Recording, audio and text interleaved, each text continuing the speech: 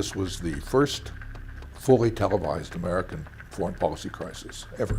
And with each passing day, the temperature was rising. There's a lot of propaganda from the other side against us and trying to picture us as militants, as violent reactionaries. حتی مخالفمون باید گفتمان کنیم.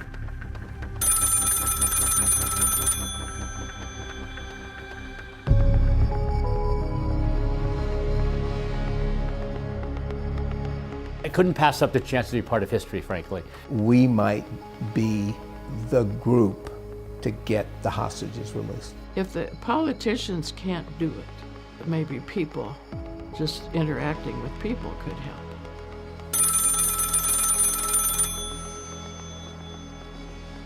We were greeted by mostly women carrying AK-47s, and, well, this is different. We come to you, our beloved brothers and sisters, in a sense of solidarity.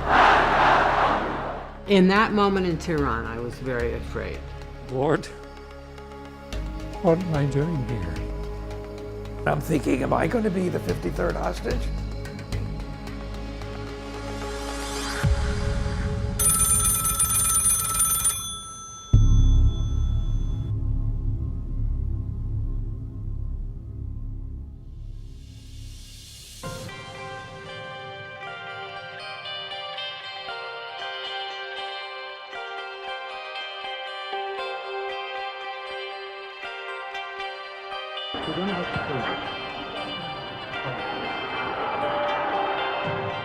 دولت ایران بله میخواست که آقای خمینی میخواست که ایشون رو امریکایی‌ها به ایران تحویل بدن.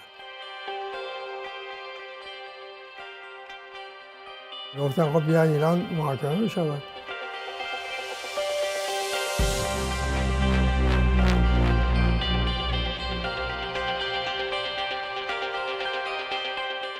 And I got a phone call from the operations center at the State Department. And they said that the embassy had been overrun. The students who took over the embassy gradually broke into one part of the embassy after another and took our people hostage.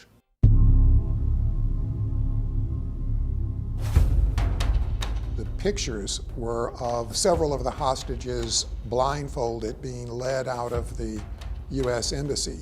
We were transfixed. That's when they started covering the hostage crisis every night, day 1, day 2. This is day 76. This is day 77 of the hostage crisis. People felt so attacked and embarrassed by this little bunch of Iranian students who could take our people hostage. They didn't like it at all. آقای خمینی این رو انقلاب دوم خوند و چون اول به وزیر کشور گفته بودن که نه برید اینا رو بیرون کنید. بعد گفته بودن که پسر ایشون تلفن کرد و نه اینا خودی هم کاری به کارشون نداشته باشید. بعدم روز دوم بیانیه ایشون صادر شد که انقلاب دوم.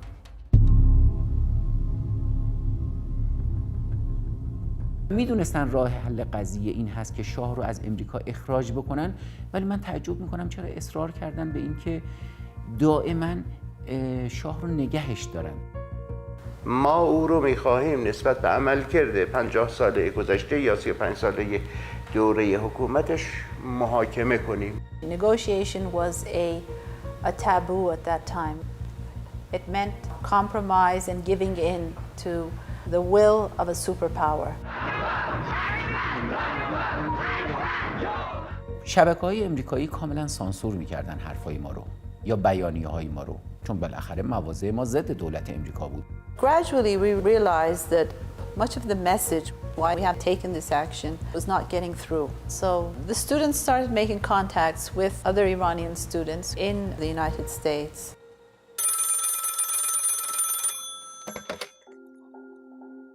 I received a call very early in the morning. They said that they are calling on behalf of the students of followers of Imam. I was asked to gather 50 Americans to come over to Iran as their guests. I thought this is a prank. You really could not believe this. ایده این فکر این بود که ما باید با رقیبمون، حریفمون، حتی مخالفمون باید گفتمان کنیم. و اون که تبلیغ می شود و به ناحق ما رو وارون جلوه می دهند، ما اون روی واقعی خودمون رو نشون بدیم. In the morning, I called my dear friend Norman Forer. Norman Forer was very sympathetic to the Iranian students during the revolution, quite active in most of the progressive movements in the campus. So I said, could you believe that I received a call? Isn't this crazy? He said, as crazy as it sounds, my friend, this could be a magnificent opportunity. Maybe we can go and convince them to take a different measure and hopefully help the release of the hostages. I pointed out that this is not going to go anywhere. Everybody's going to say, forget it.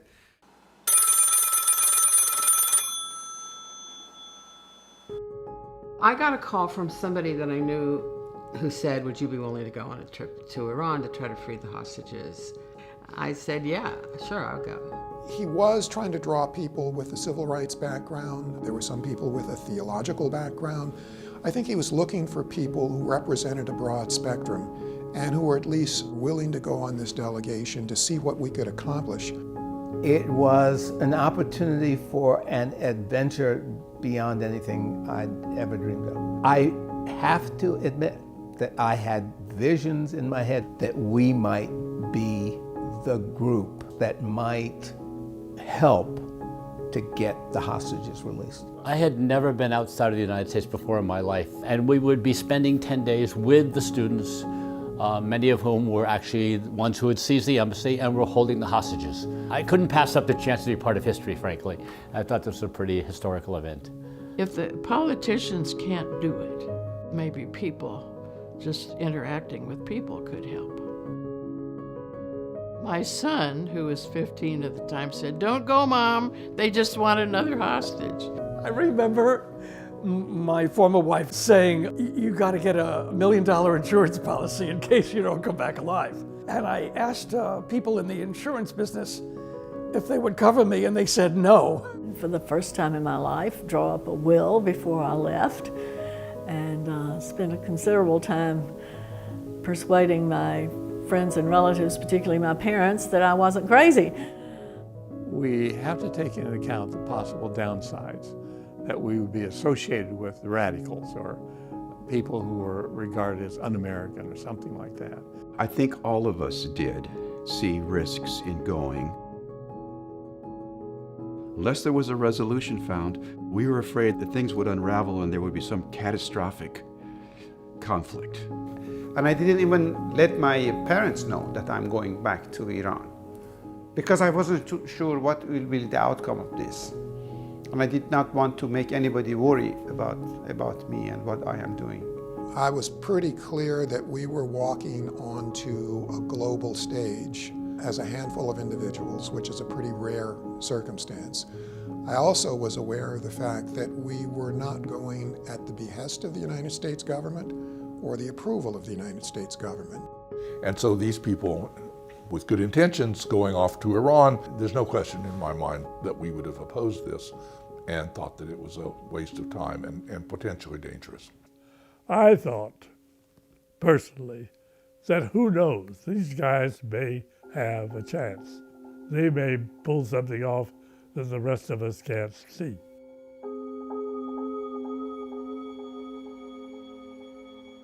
All the members of the delegation assembled at Riverside Church on the Upper West Side of Manhattan. And I guess we were taken to Kennedy Airport and we took off for Tehran. We were about to arrive in a country that has been designated by our own government as a hostile entity, and it became very real. I guess I hoped that we would kind of lay the ground, all of us together, for more hopeful negotiations to release those hostages. We were walking on very, very thin line of disaster and magnificent outcomes.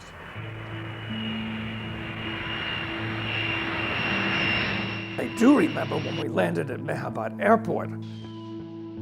Here was an airport like a terminal at JFK, totally denuded and stripped of all the signs, and just pictures of the revolution and Khomeini. We were greeted by mostly women wearing long black chadors and carrying AK-47s, and I remember, well, this is different.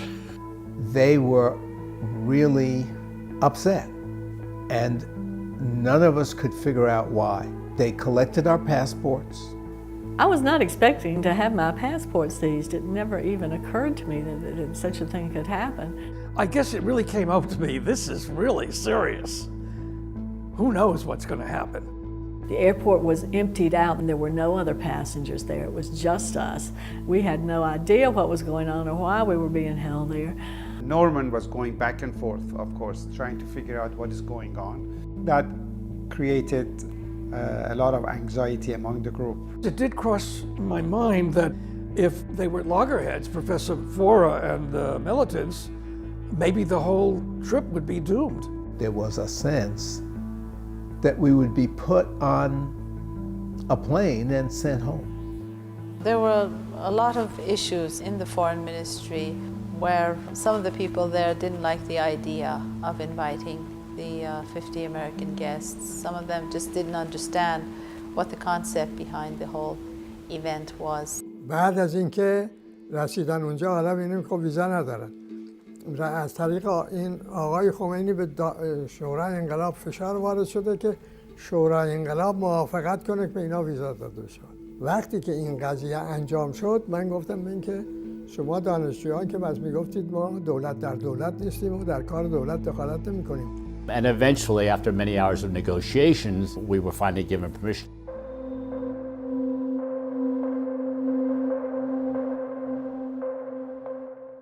We were taken to our hotel, which had been renamed the Hotel of the Glorious Revolution. I believe we were the only residents at the time.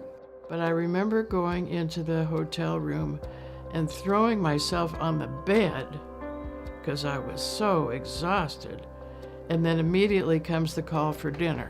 The dinner was ready and we had arranged everything. A lot of them were quite surprised at meeting the students face to face.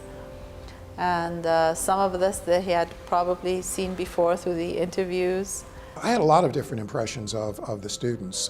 First, you know, how young they were. I mean, these were, you know, 19, 20, 21-year-old kids.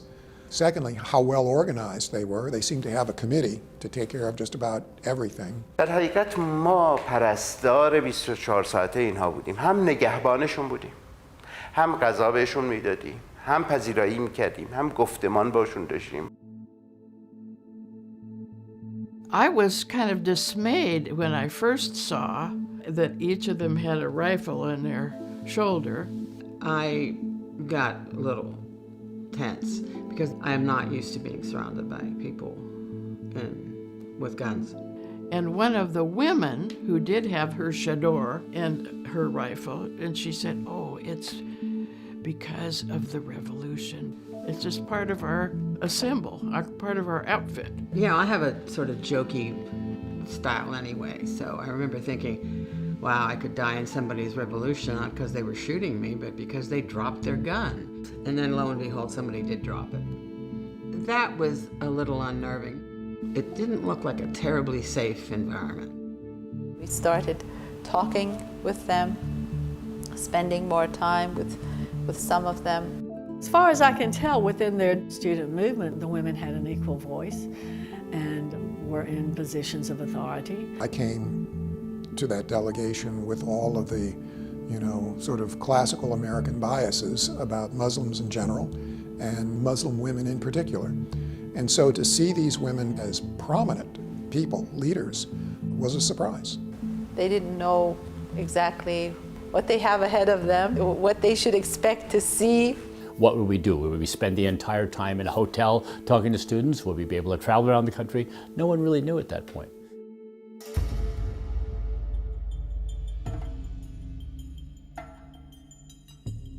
we had an opportunity to convey the message of the Iranian people to the world. ما فکر می‌کردیم خیلی راحت ما حالا چند تا امریکایی رو می‌ریم داخل ایران، به اینها میگیم که چه وضعیتی داخل ایران وجود داشته زمان شاه و بعد امریکا چه بلایی سر ما آورده.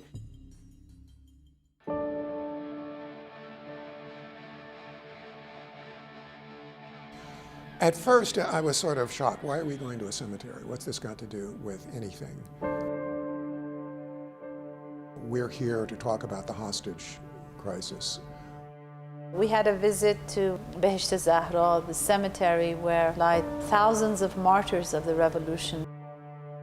It maximized the emotional impact and it brought the tragedy of what really took place into the focus of the delegates.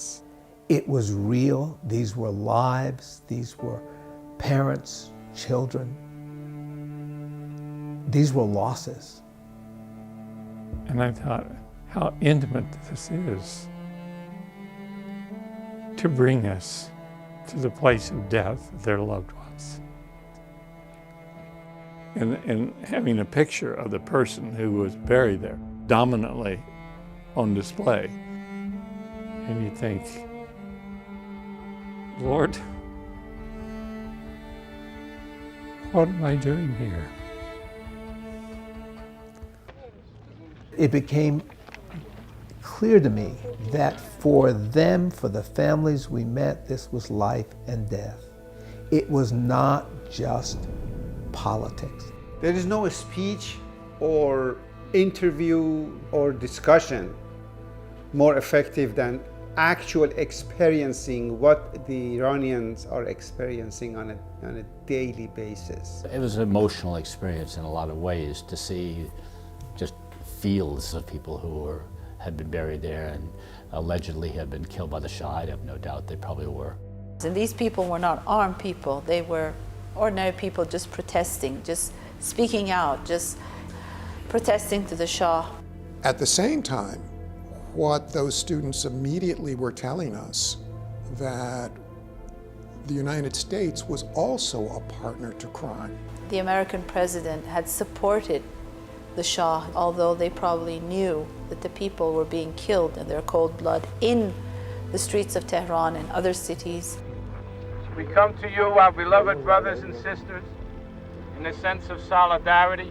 When Professor Fora spoke at the cemetery very eloquently, I kind of remember that.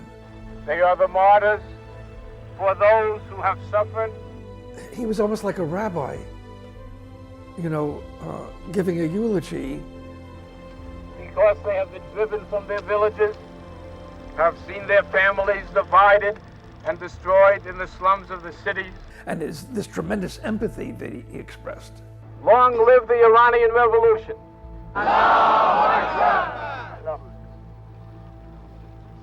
I think that was a smart move by the students. Gathering the group first time in Iran at the cemetery was to have the maximum impact on the first sort of moment.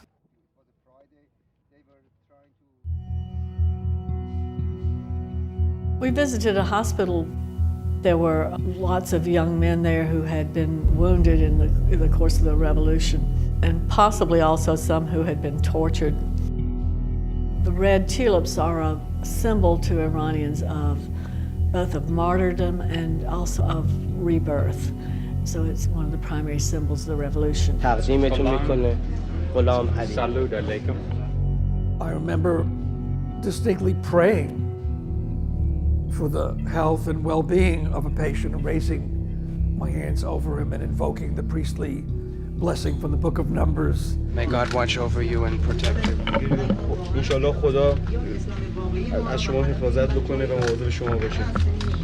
You know, when a rabbi asks a blessing, we don't think of politics, we don't think of agenda, we just think that's a sick person. And that we hope and pray that there never again will have to be another February 11th for the Iranian people.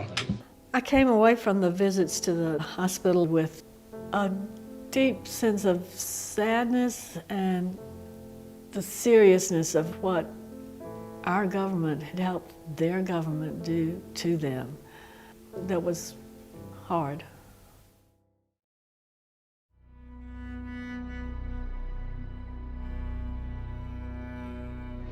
اون سلولای تک به تک اول بس می اومدن اینا الان چرا دارن میرن بالا سیاسی ها آره به همین نرده میبستن آویزونشون میکردن.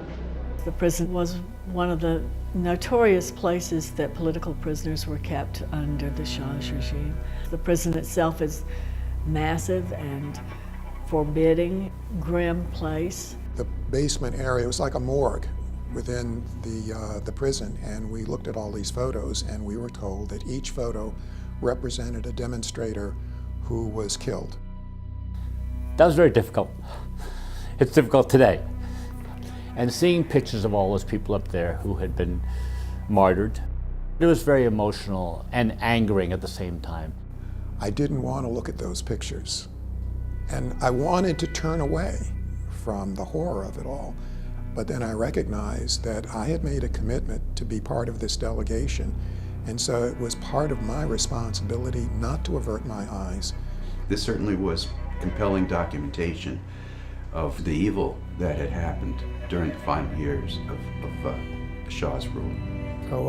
بهتره بگیم که بپرسی که چه کارهایی انجام نمیداد چون همه کار انجام میداد از دستگیری و شکنجه میکرد تا تهدید به تجاوز به دختران و اینها میکرد ضبط اموال مردم میکرد همه کار میکرد. We met some of the former prisoners and some of the former guards. That blew me away. Give me a bit.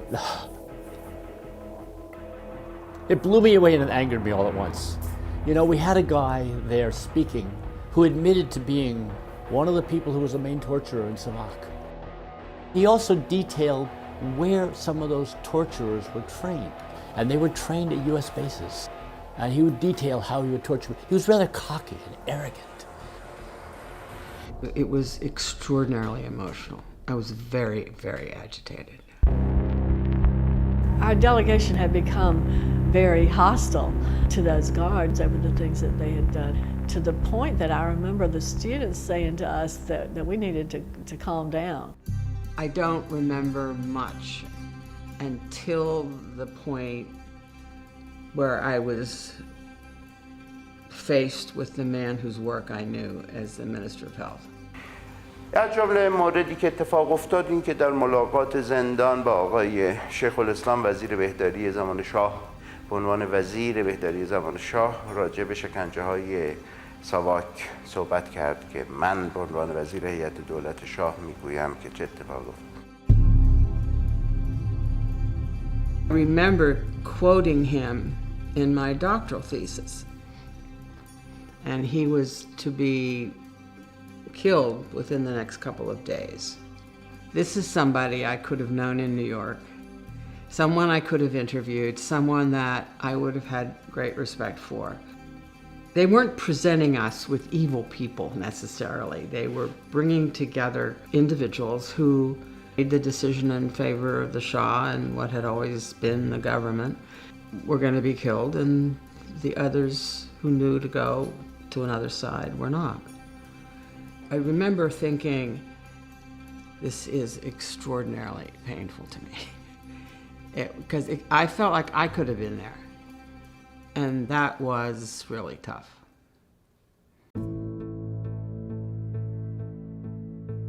The delegates, of course, original agenda was to focus on the hostages.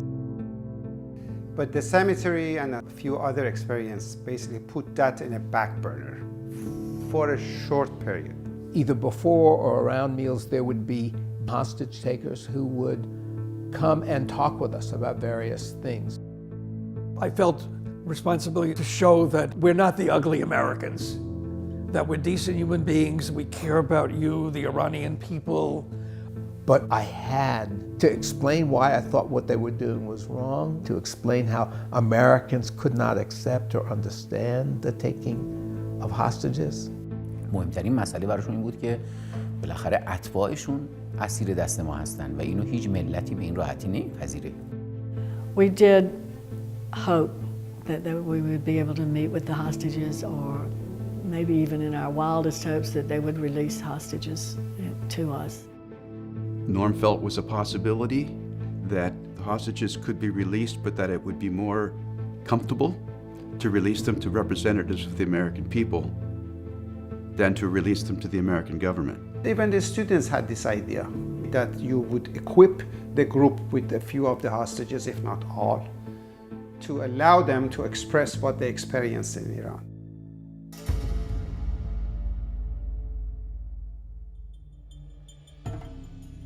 برای اونا ثابت شد ما اون روحیه‌ای که میگویند کینه‌توزند، وحشی‌اند، خشنند، بی‌رحمند، باید با مخالف گفتمان کرد که بگوییم اونچه که در تصور توست ما نیستیم. باید اونچه که ما هستیم خوب تشخیص داده بشه که چی هستیم و چگونه فکر میکنیم.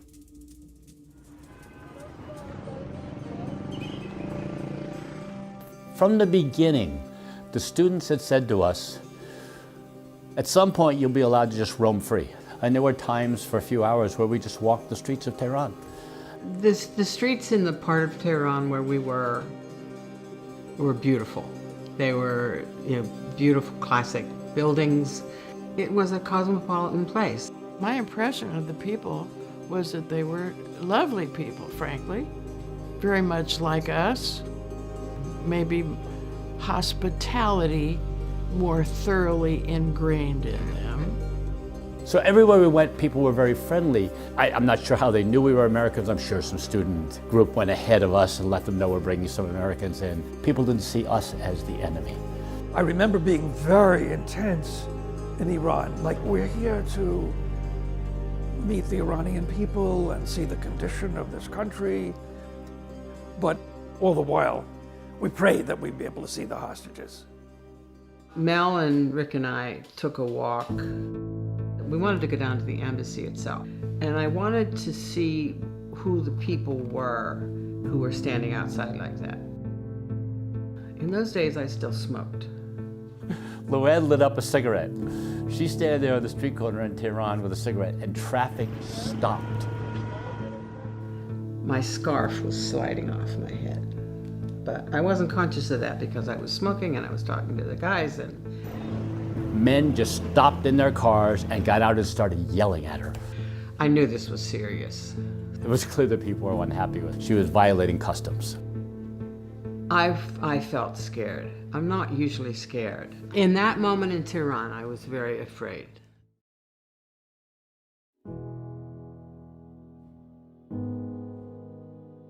An important issue was to give them a proper image of what had happened during the Shah's regime to this country, and to understand that the people who actually were suffering due to the severe poverty, the economic challenges that the country had at that time. I remember the slums. I remember looking into the faces of the poor mothers and their children in the huts. That left a big impression. It was cold while we were there. I had on a heavy wool coat, and here were these people living in these makeshift huts with walls of cardboard, and it was shocking. I had never seen this. I never saw the garbage and the sewage and the people right next to each other. And it was very crowded also. It was very dense. And they supported themselves by scavenging through the garbage dump. That was a big occupation for children, was seeing what they could find in the dump that they could sell for a little bit of money to buy a little bit of food. I didn't think any revolution was going to solve this. I want to review for you the activities that we have engaged in since we've been here. I will summarize the most important of them and then give you a general picture of some of the other things that have gone on. What I remember was always being conscious of how important it was to get a meeting with the hostages. We were making the request every day, and it was always, yes, we'll get to that. Yes, we'll let you know about that later. They just wanted to tell the glorious story of the revolution and the lure of seeing the hostages might not come true. It was like 50-50, I thought, the chances of us seeing the hostages. The hostages were caught in the middle of a political crisis, both internally and externally.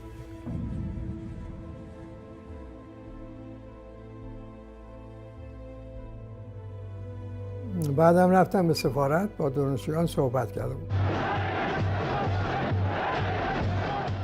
بعدم که من به ریاست جمهوری انتخاب شدم، اینا تا اون وقت در عملاً یک دولت در دولت تشکیل داده بودن. گفتم اختیار در سپاه پاسداران بود، دانشجو تو کار نبود، دانشجو پوششی بود. Somebody in the government made some sort of comment about how if the government needed to use force to take the hostages away from the students, they would. یعنی اون زمان اینجور صحبت بود. قوای ارتش اینا جانشین بشوند برای حفظ امنیت سفارت و اعضاش و دانشجویان اونجا رو تخلیه کنن. بعد اینا به آقای خمینی مراجعه کردن، او رو قانع کردن بگه نه این کار نشود. و وقتی اون که گفته نشود، رئیس جمهور چاره چی داره؟ باید به یه تکذیب کنه دیگه.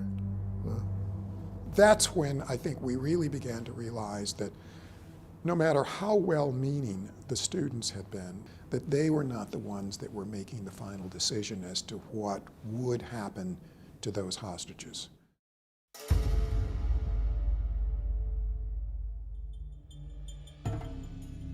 We had a lot of time together with the guests discussing exactly what was going on in Iran and trying to explain the convictions behind the Islamic Revolution, the fervor of the revolution, the aspirations of the people. I think that a lot of this was the core message.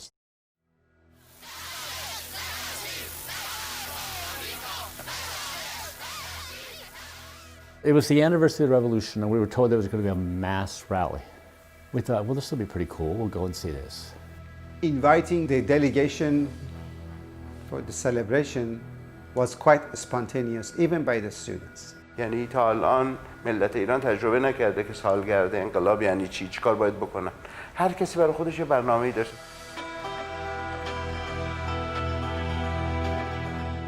We boarded our buses and we got to see a little bit of the city just by driving through from our hotel and going to the outskirts where this huge field where the rally was taking place was.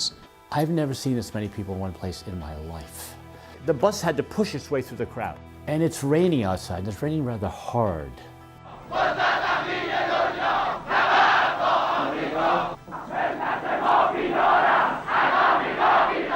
It's one thing to see those demonstrations on TV, but when you're there, that was just amazing, the voices booming out. I didn't know what was being said, but you had the enthusiasm of it. You know, you knew that they were celebrating this event. And I was really glad to be there. Yelling Mahbad, America, you know, death to America. But then smiling at us and saying, we don't mean you, we mean your leaders. The political atmosphere was quite charged and nobody was in full control. And in the middle of that, you had 50 Americans. Anything could happen. I got off with my group from my bus and I noticed that the field was very muddy. It had rained a lot. They had set up this rickety scaffolding for us to view the parade in front of Freedom Square. We were ushered up to the top, along with a lot of other people who were guests, I think, from other Islamic countries, perhaps from liberation movements around the world.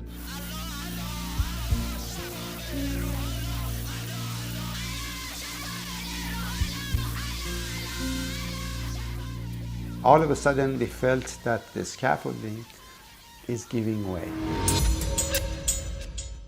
این داربست شروع میکنه به خم شدن و لغزیدن و This swaying started to happen. I realized this whole thing was about to collapse. The guy next to me said, I want you to hold on to me and we're going to jump. jump off maybe 10 or 15 feet. And land pretty hard on the ground. It went down backwards. It collapsed like an accordion. And suddenly we were thrust down. I just remember the ground coming up. It was a total chaos. همینها هول کرده بودن که الان این اتفاق که بیفته دست و پا میشکنه. It was an enormous structure. Someone could have easily been crushed and killed. I ended up underneath, and it was dark, very muddy, and it was hard to breathe, and there were bodies everywhere. And I didn't know if everybody was alive. I thought I might die in that. The people in our immediate area panicked because they thought it was an act of sabotage. I remember looking around and saying, how are we ever going to get out of this crowd? We're going to get swallowed up. It was really scary. And so people began to run in every which direction. I think I have a broken ankle, and I'm being knocked this way and knocked that way by people running by me. And then the students actually went under the scaffold. Somebody pulled me out and picked me up, and they carried me. People mobilized very quickly, formed human chains to get us back to our buses. And then they drove so wild. I thought, Lord, I wasn't killed back there, but I'm about to be killed here. They take me to a hospital. Eventually, I'm seen by an Iranian doctor who speaks perfect English, has me sent to the x-ray room, and the x-rays don't work. And he tries again, and they don't work. And he tries again, and they don't work. And I said, what's the problem? He said, we have so little money spent on medical equipment. Even the film that we're using is out of date, so I'm not getting a clear picture here. So after about 4 or 5 x-rays, finally he gets one that he can read. And he says, fine, you don't have a broken bone here, but I'm going to put your leg into a cast, and it's soft tissue damage. You should be able to get back home easily with this. و اگر اینها زیر دست و پا که دومشون لطمه‌ای بهشون وارد می اومد، اون صحبت آقای کارتر درست در که امنیت چشمشون کورشه، امنیتشون با خودشون. ما که گفتیم ایران مردم وحشی داره چه I think that scene though, and the collapse of the bleachers at the moment when millions of people were gathering to celebrate the first anniversary of the revolution, for me it became symbolic of what happened with that revolution. It was tragic.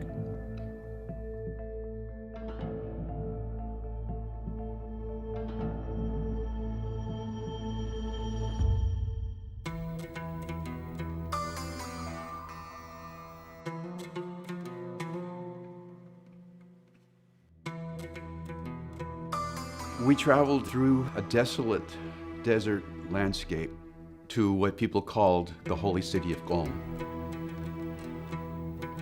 Where the famous teachers of Islam taught. We did visit one of the big mosque there, which is just really amazing to behold. I remember being startled by the architecture, by the plazas, by the filigree and the tile work. It's a very ornate place with lots of light sort of bursting off of the walls with all these little mirrors in it. Really felt like we were moving into something out of another world. And there we met Khamenei, I think his name is pronounced. As I remember, he talked about the U.S. government and how we needed to change it. Norm would make his presentation to not hold back about what was unacceptable and wrong and destructive about the hostage holding on the one hand, and on the other hand, profoundly compassionate acknowledgement of the suffering of the Iranian people. In this whole process, I became acquainted with Ahmad Khomeini, Ayatollah Khomeini's son, who became a friend of me. We also met with, I believe it was Ayatollah Montazeri. I think we sat on cushions on the floor and were served tea. And had these little trays of goodies passed around to us. I was afraid that maybe it would all just be a visit with their views and their beliefs and attacking the United States and all of that with no effect on the hostage situation at all. I think members of our delegation had made some entreatment to him to see if he might intervene on our behalf. As I recall, he listened patiently to our request, but made no indication what he would or wouldn't do. At that point, my notion of bringing hostages home was significantly tempered. I felt frustrated and disappointed that we couldn't reach out in kindness and support to the hostages, and I really was praying that we would be able to see the hostages, but I had increasing doubts that this might happen. We knew that there had not been an agreement to release an American hostage. We understood that. And we had not met with any of the hostages. And so we felt that until and unless we at least had a meeting, that this had become a one-way street. We were meeting our obligations and assumptions of what this was about, but the Iranians were not meeting theirs.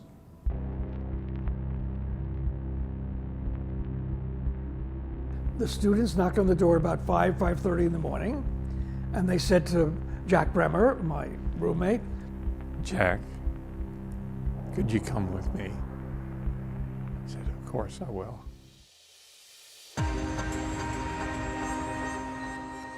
Took us down the stairs into a darkened van.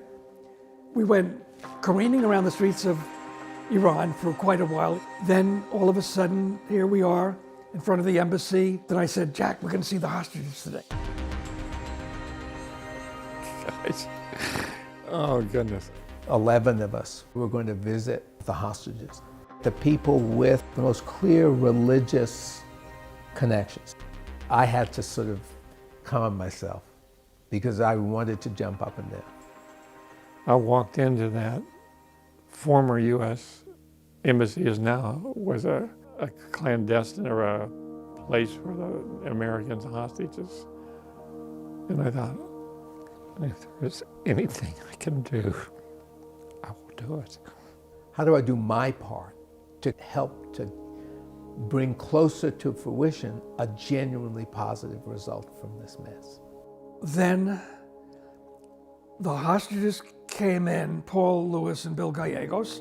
I was disappointed that only 2 hostages came out to see us, and I thought it was like a token, like they really didn't want us to talk to the hostages. They looked nervous, and we realized how did they know who we were exactly? I remember breaking the ice with them and saying, hey guys, I guess you want to know who won the World Series, and you must miss McDonald's. And they sort of relaxed because we were talking American to them. It was a pretty joyful time. I mean, the Americans being held hostage were really happy to see us. I was concerned about the condition and the treatment of the hostages.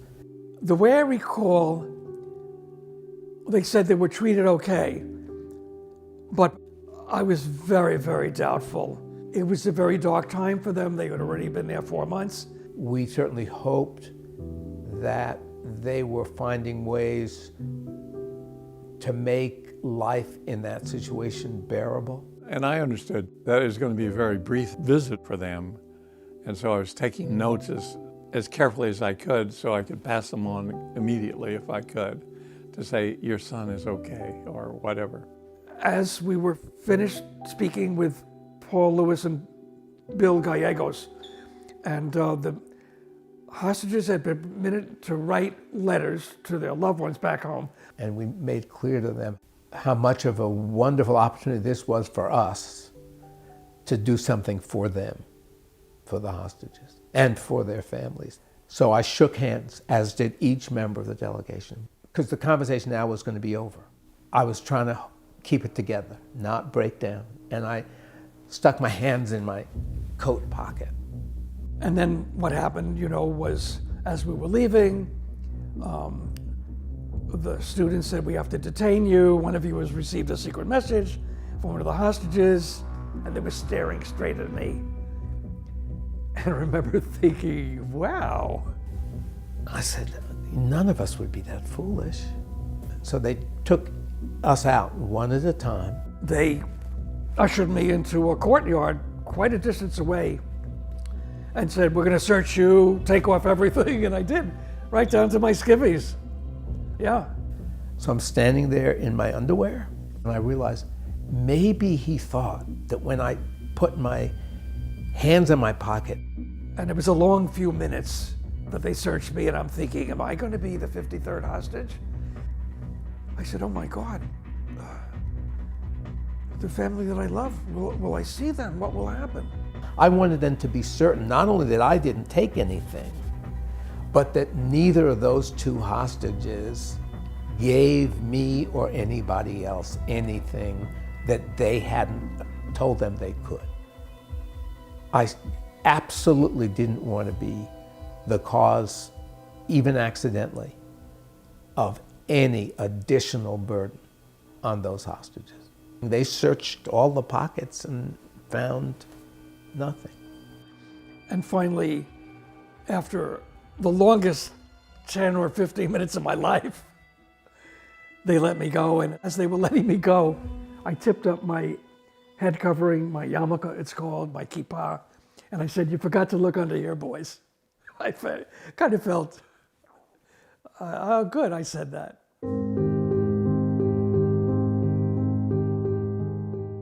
I was deeply moved by the honor of being in that room with those hostages. I mean, it felt like the whole trip was now worth it. Just being able to go there, get a sense of their safety. They assured us that they were being treated well, that they were having good food and much daily exercise. They mentioned in many ways different kinds of recreation and experiences that were being supportive to them. All of them, of course, want to go home, very much so, but they assured us that the students are caring for their needs in a very helpful way. And I think for the Americans hostage too, I think they were glad to have some sign from home that people are still remembering them, and that worked out all right.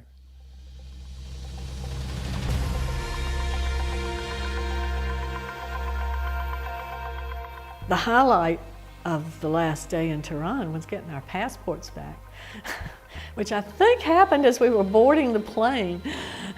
We were a little worried about that, but it happened. I do think that we felt like, okay, we've done what we can possibly do here. We're going to just head home now and see what happens to us when we hit Kennedy. I felt our mission had failed. We had made the best effort possible, and it was worth doing, but there were no hostages that were going to be coming home with us. But to be able to bring back, I think it was 200 pieces of mail.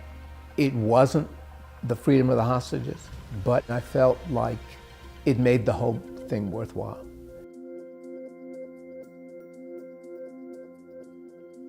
We were met by a rather tumultuous crowd and an incredible amount of media just shoving microphones and cameras in your faces and wanting to talk to you, etc. It was a bit of a mob scene, and Norm spoke.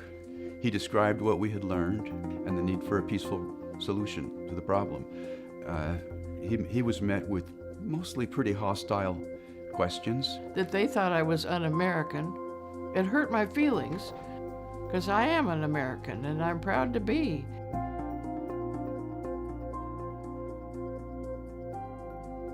I was disappointed that we did not get national coverage for our trip. The anger over the much more dramatic storyline and images of Americans being held hostage totally swamped any interest. As far as mainstream media went, we didn't exist. Had the hostages been released, it would have had a completely different impact, and the future of the two countries would have a different path. That's what we told the students. Unless you can find a way to settle it in a way that opens the door to reconciliation, you have poisoned our future. And as it turned out, that's what happened.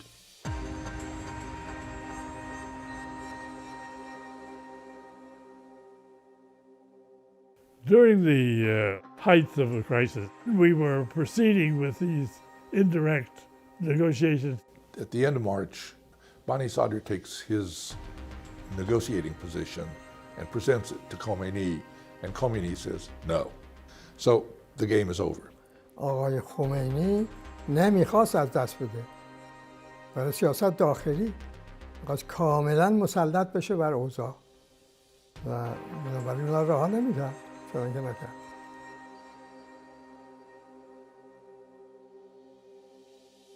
People in the Pentagon had put together a plan for a very complicated and extremely risky rescue mission. 4 a.m. I was wakened by Al Saunders. He said, "Henry, you know that thing that we were afraid was going to happen?" Yes. Well, it happened, and it failed. Carter announced it on television.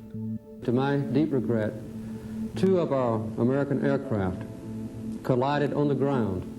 8 of the crewmen were killed, and several other Americans were hurt in the accident. It was, obviously one of the most painful things that any president had ever had to do. بعد اینکه کماندو بفرسته برای آزاد کردن گروگان‌ها و بعد گروگان بردارن ببرن این پرخطر بود. We were afraid that the failure of the rescue mission would lead the Iranians to take violent action against the hostages.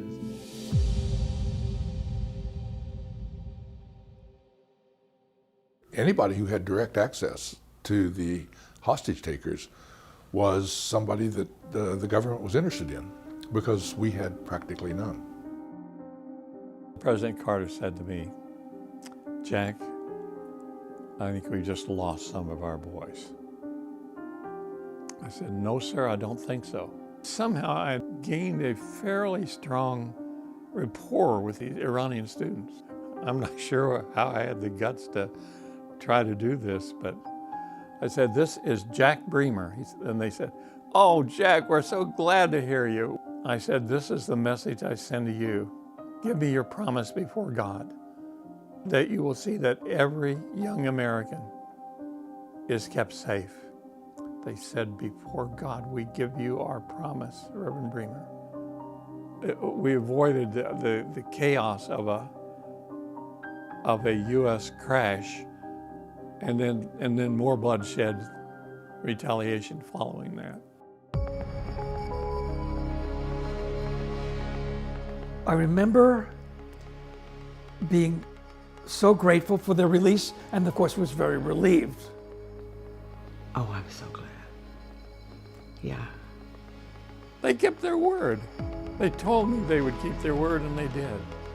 Grateful that it finally happened, disappointed that it had taken so long. It should have ended much earlier.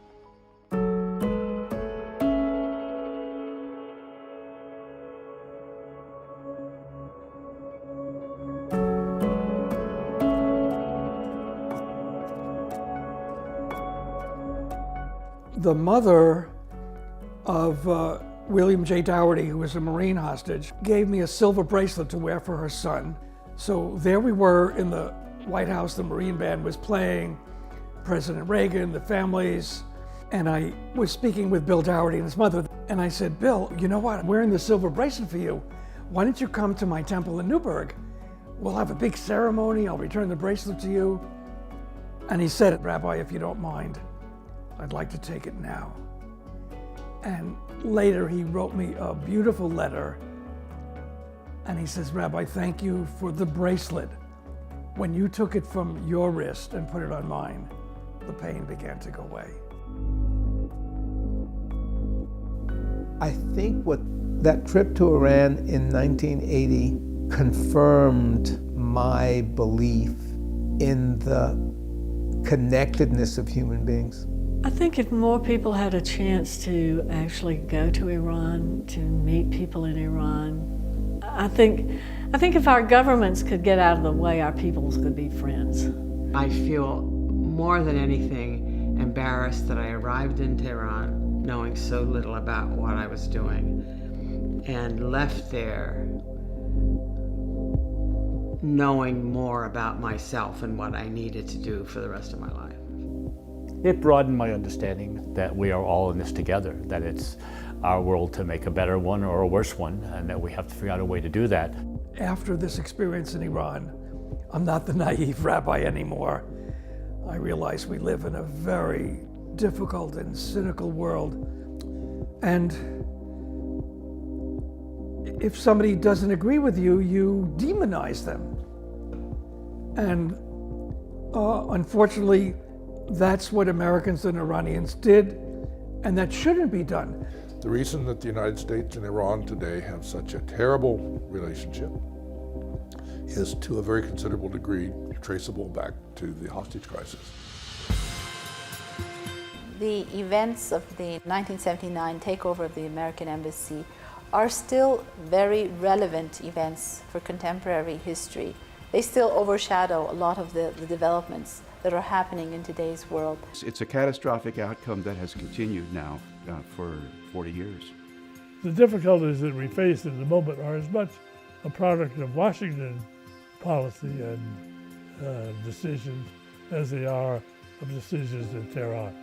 I know that we have fundamental differences with Iran, but we have fundamental differences with China and with Russia and with, half the countries in the Middle East. But that doesn't mean that we don't deal with them in some way to try to mitigate those problems.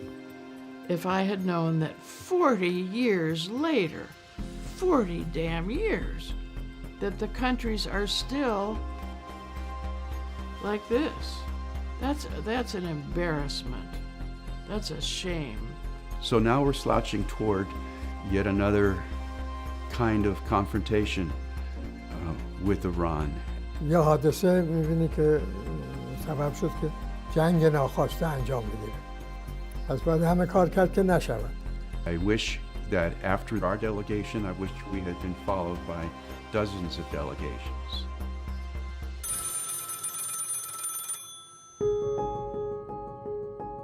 If I get a call tonight and being asked to gather 50 Americans to fly over and visit the country, I wouldn't hesitate a second. I'd do it at the drop of a hat, in a heartbeat. You bet I would do it again. And besides, the people-to-people stuff is worthwhile. Where do I sign up? Would I go? Of course I would. I think any peace-loving person would say, I'm willing to do that. I'd certainly like to meet with the young generation. I think I could relate to them. I really do. Maybe bridge a little bit of the gulf. Hopefully, a delegation and a dialogue could pick up where we left off 40 years ago and lessen the tensions, at least to some degree, that our two nations are facing today. So, yes, if I get the call and I would be asked, I would not hesitate a second. Of course, this time I will also let my family know.